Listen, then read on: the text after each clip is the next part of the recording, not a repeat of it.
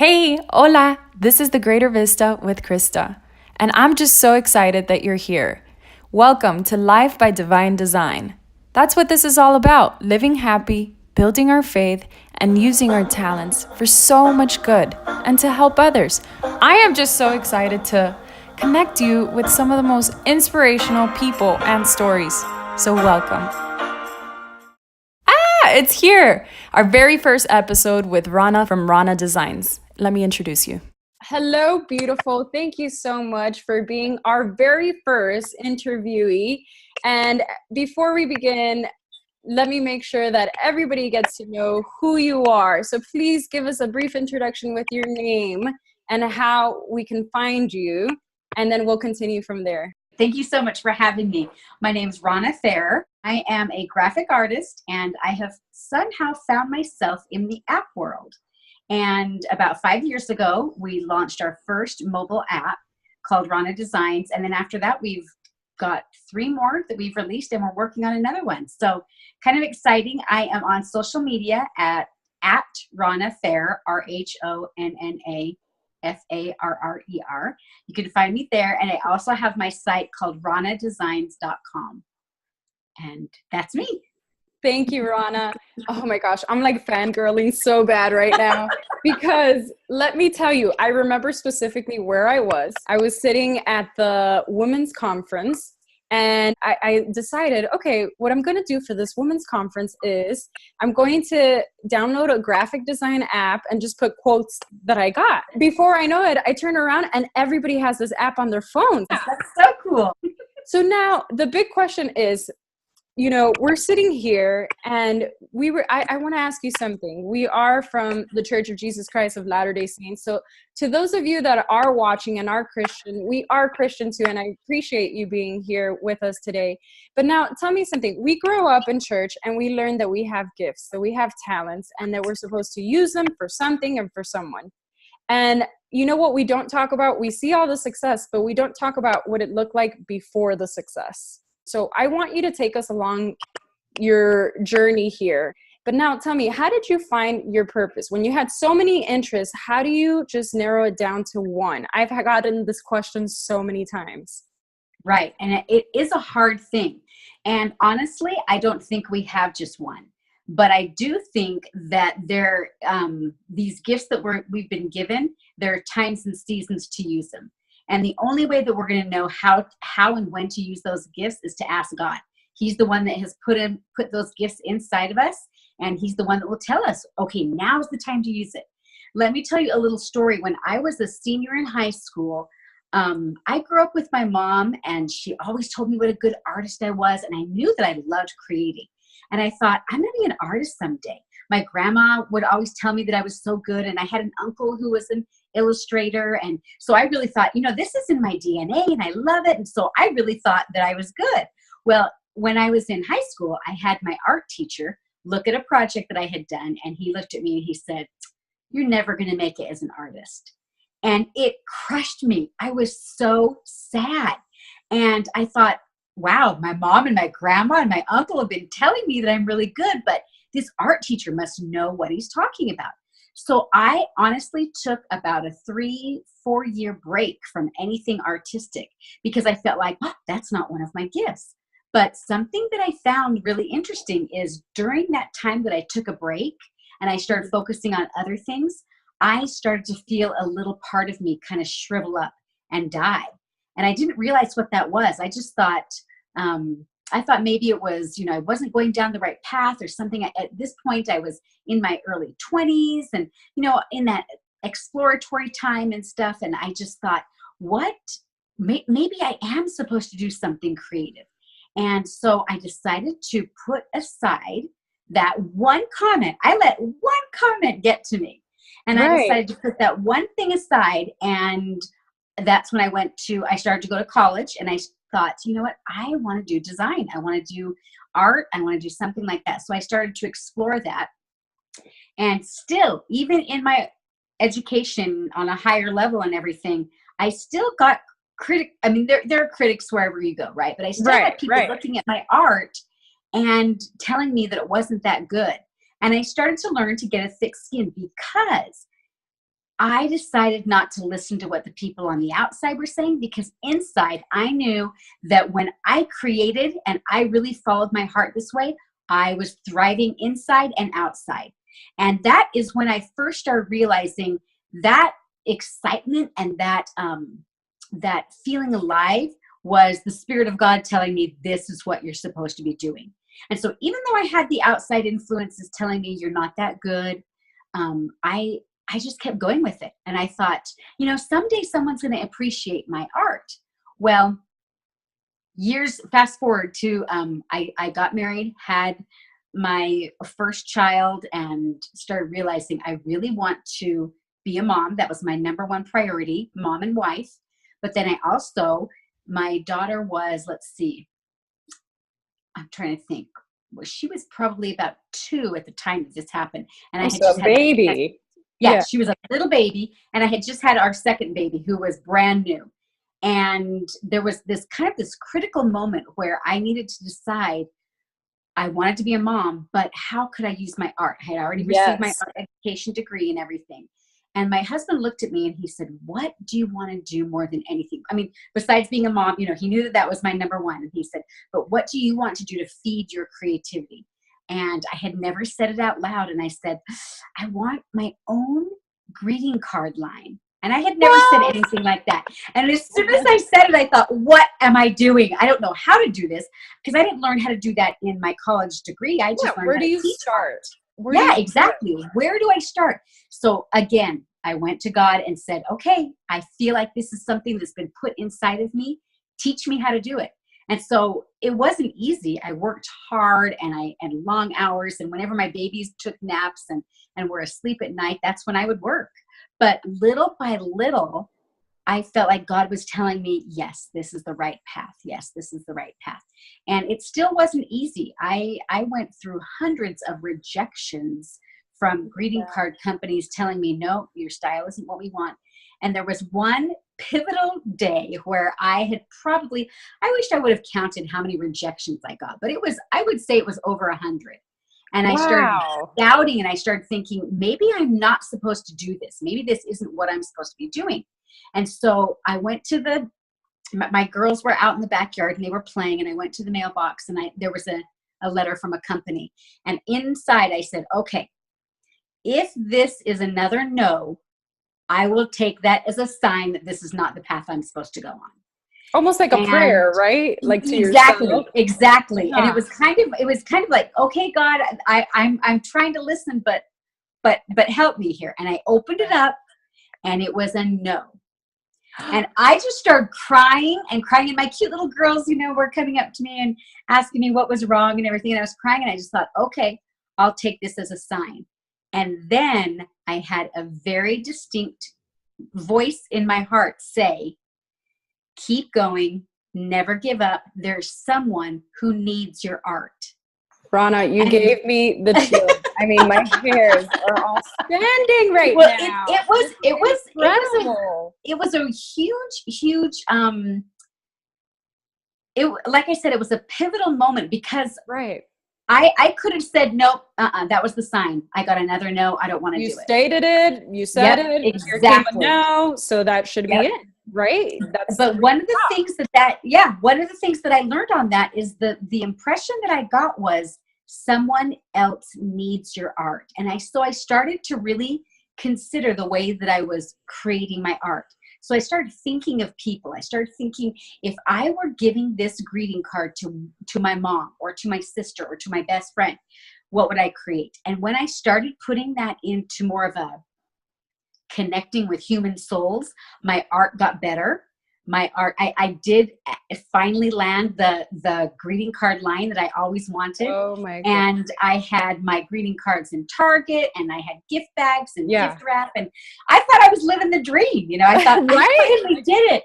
And yet there was still something inside that God was telling me, there's more to this gift. There's more to this gift. And so through the years, this gift has evolved, and God has taught me what it is and what it isn't. And I don't think that I have a formula for everybody. Right. The only thing that I would say is listen to your heart, listen to whoever or whatever you worship, right? Whoever you listen to, whoever you pray to. I believe that all of our ideas and all of our gifts come from a higher source. So go to that source, whoever is your source or whatever is your source, right? And let's talk about your source. So your source was who? My source is God, a heavenly Father that I know created me. And not only did he create me, but he instilled in me these gifts. And some of them, actually, I should say all of them look very different than others. Even though I have a gift of creativity, my creativity is going to look different than somebody else's. And that's how it's supposed to be. We're not supposed to be exactly alike. Exactly. I have a feeling here, Rhonna, that you are going to be answering so many questions that people have been having over the years. And you took us through so many stages. Now, the question is, how was it that you were praying and were asking God? And there, earlier you did mention that you would get these feelings. But how did you ask him, and how were you aware of which direction to take depending on the feeling you got? Good question. And that is something that I'm still learning. And I think this will be a lifelong process of learning. But for me personally, what happened is I started to recognize the way that I felt. I'm a very passionate person. Woo! And when I would get, yes, a lot of you out there are, I know that. But I have a funny way. When I'm not going down the path that I'm supposed to, I get depressed. Oh my gosh, yes. I'm a very happy, upbeat person. And when I feel like when I'm doing what I'm supposed to be doing, that passion is in my everyday. And there were months, and even I would even say, now that I look back, there were even years where I was a little bit depressed. I wasn't sure what it was. I was just kind of down. I didn't feel like I had the direction, even though I was doing, like I said, I was living my dream. There were still some parts where I was just feeling a little bit down.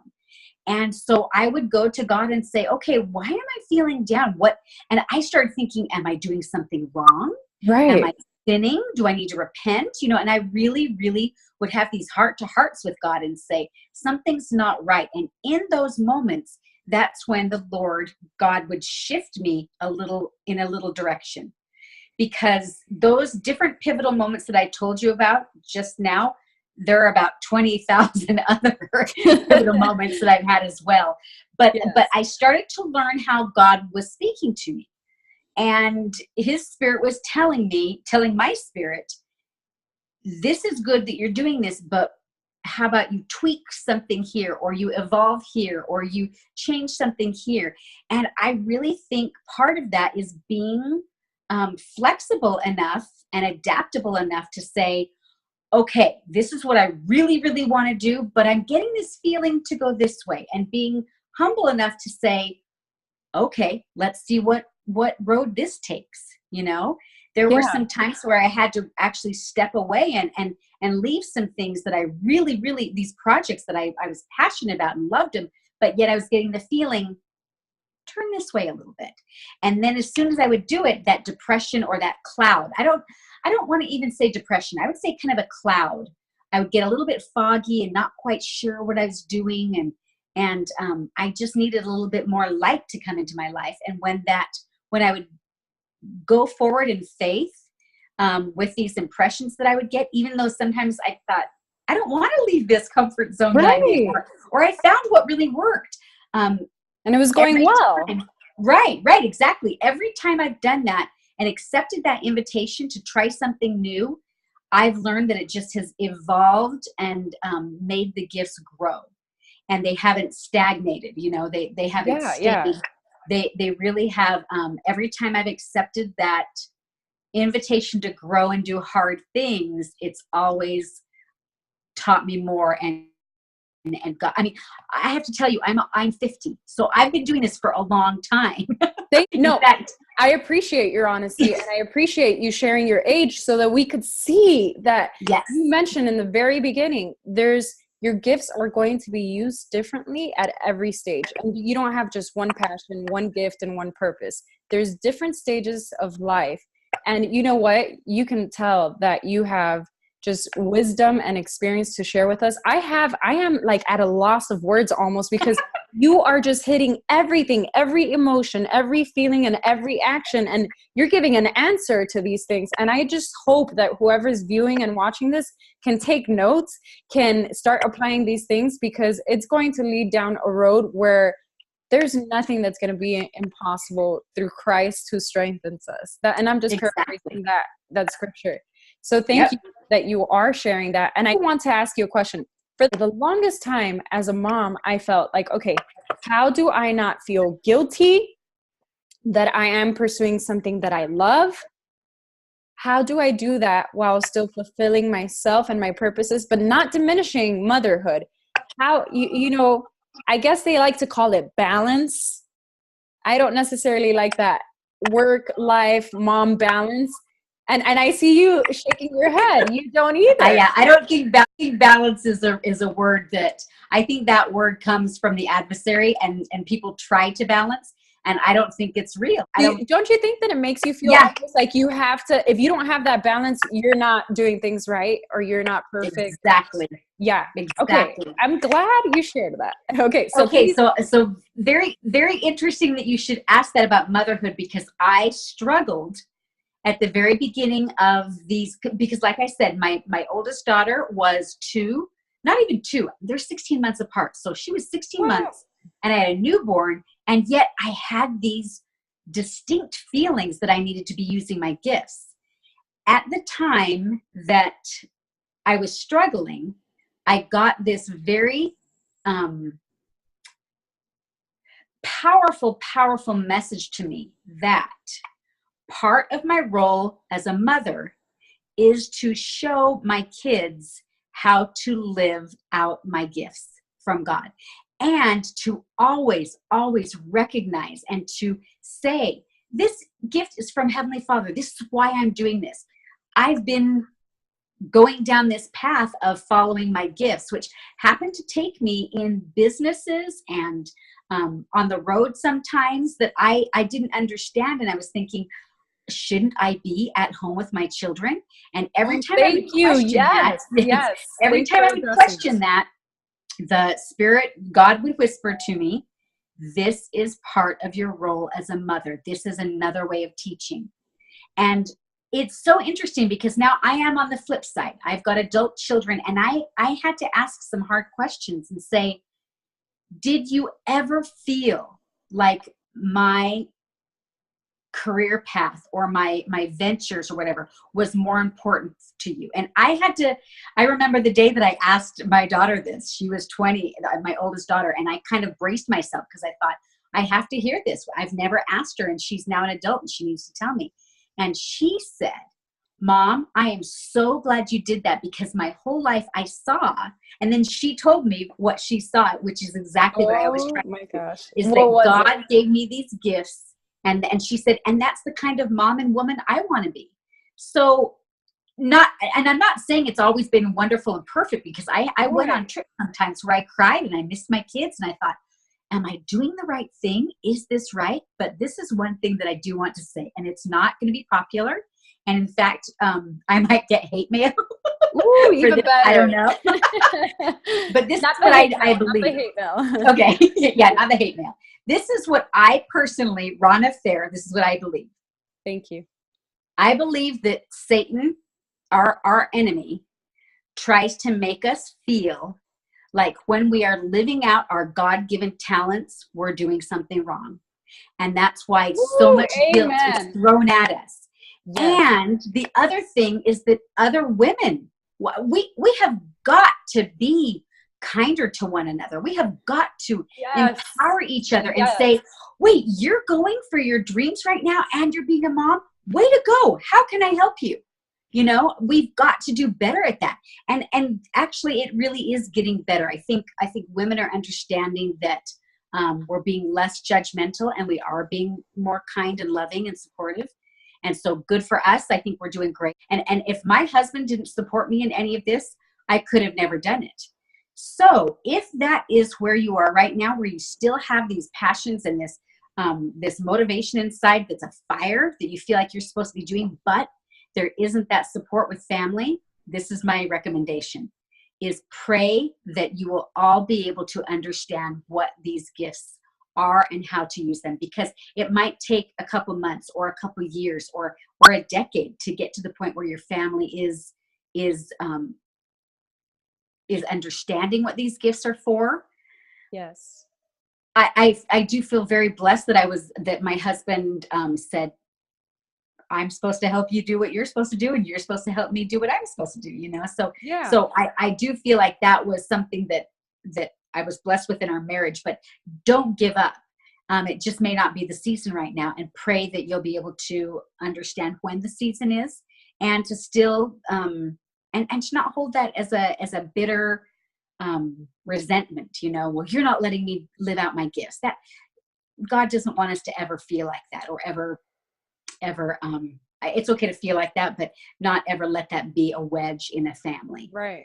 So, or even, I don't want people now viewing your situation and comparing themselves to your background, your exactly. marriage.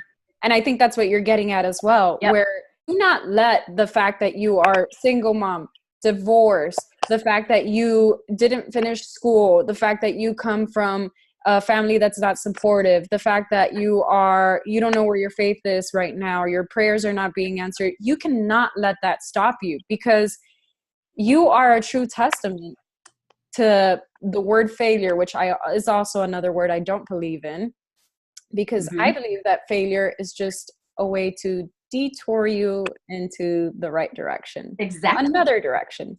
Yes. So, and do you know how many times I have quote unquote failed? It's laughable how many times I have failed. And yet I look at it and I'm like, I didn't fail. That was something that pointed me in a different direction, and I learned something from that. So yeah, I think I think you make a really good point, though, that the whole comparison thing is, number one, it's a lie. Comparing is a lie. We should never, ever do that, because there is only one you. And there is only one, like I said, our gifts are, even though they might look the same, like, oh, they're artistic. Okay, but your gift inside of you is going to be different than my gift inside of me. exactly. And the world needs both of those. The world needs all of it. And there's room for everybody. That's the other thing. Is clapping. I'm here shouting. Before you know it, I'm going to be dancing. Okay. You are saying it, yes. And I hope that you are all feeling inspired by this and by her story. I know that you are huge advocate about sharing our story. In fact, you have it on your Instagram highlights. You share it even on your website. You share it with your app and with your designs. You have evolved this into something so meaningful, which is what you were getting at when you said, now it's become something that it's much more than design. It's much more than that.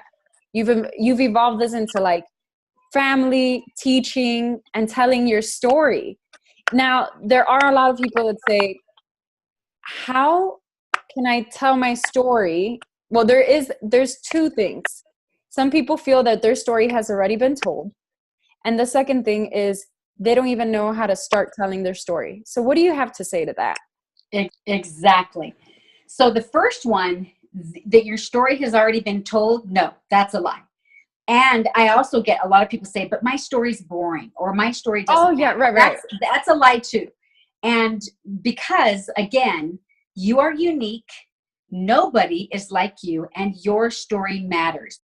And so when we learn to embrace that story and say, this is who I am, this learning experience that was so hard, that took me to the depths, that took me to my knees, that crushed me, that I felt like it was going to crush me, that's part of my story, and I need to share it, as well as the triumphs and the victories, and even the days that seem boring. Guess what? They're not boring, and they're not going to be boring later on. In 20 years, 40 years, 60 years, 100 years, your story is going to be so inspiring to other people. And so, absolutely, if you're not telling your story, who is going to tell your story, right?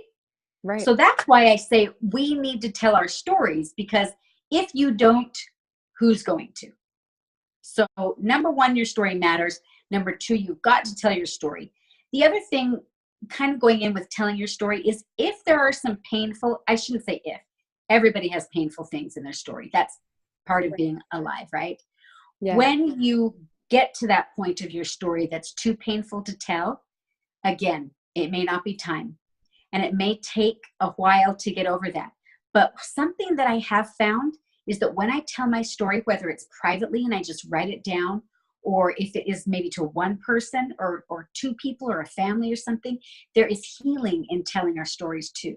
So remember that there is power in your story to heal when you, and nobody can tell you when to tell that story, right? That has to be something that you feel like, I'm ready to. That last part that you asked, how do I tell my story? Yeah. This is something that I'm going to let the cat out of the bag. That this is it fourth? How many apps do I have? This last app that I'm doing Congrats, is a storytelling app that basically we'll be launching it soon. And I'm so excited. I know. We have not talked a lot about it. It's been over a year in the works, and lots of fasting and praying and asking, what does this look like? But this really is, I believe technology is given to us for a reason, to bring light and life and hope into the world. And that's another thing that our stories do. So this mobile app and web app is basically a way to help you tell your story in a way that's comfortable. It doesn't have to be, like, for instance, a lot of people say, I hate sitting down and writing, my name is blah, blah, blah. I was born on blah, blah, blah. And, you know, that kind of storytelling, number one, that's not fun to do. Right. What if you had a memory triggered and you were able to say, I remember when I was 5 and I was a kindergartner, and on the first day of school, I was so excited because I wore red patent leather clogs with my jeans, and I loved the way I heard them clip-clop on the sidewalk up to kindergarten. How about I share a story like that? Do you think that my kids are going to love to hear a story about my red clogs when I was 5 years old? Yes, they're going to think it's awesome. Yeah. And then that's going to trigger another memory, and then that's going to trigger another story. And then and when you're able to do this on the app, then you start to build this story, and you see this storyline that is yours, uniquely yours. And you start to see these pivotal moments in your life and recognize, this was when I learned this, and this was the age that I learned this. And pretty soon you can choose what to tell. And that's part of the app. There's a part that's private and there's a part that's public. And you can share as much of your story as you want, or you can keep these healing parts of your story in.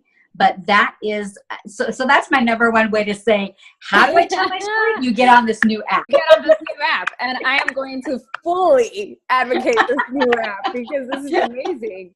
And I'm so glad we're like so bold to share that, because this is my whole team. I'll have to tell my team that I spilled the beans. You spilled the beans. You can't continue. You haven't been giving us all the information, but we got a little sneak peek. So yes, you for viewing this, you got a little sneak peek, and for listening, a sneak peek. And I hope you do follow her, because you need to see, this is just going to continue developing and growing, and we're going to be part of this journey with you. Yes, exactly. And that's the other thing too, is that I want people to recognize too, is that you're not the only character in your story. There are other people that are in your story that you're going to, I have stories that I could tell you where I didn't know that when I met somebody when I was 15, that years down the road, they would be an important part of my life. Do you know what I mean? That's incredible. So remember that you're not the only isolated person in your story. So when you tell the story about other people too, that is powerful as well, because years down the road, we're going to see how we are so intertwined that it's crazy sometimes. This is so true. And wow, I just feel so inspired, empowered by you and your wisdom. Good.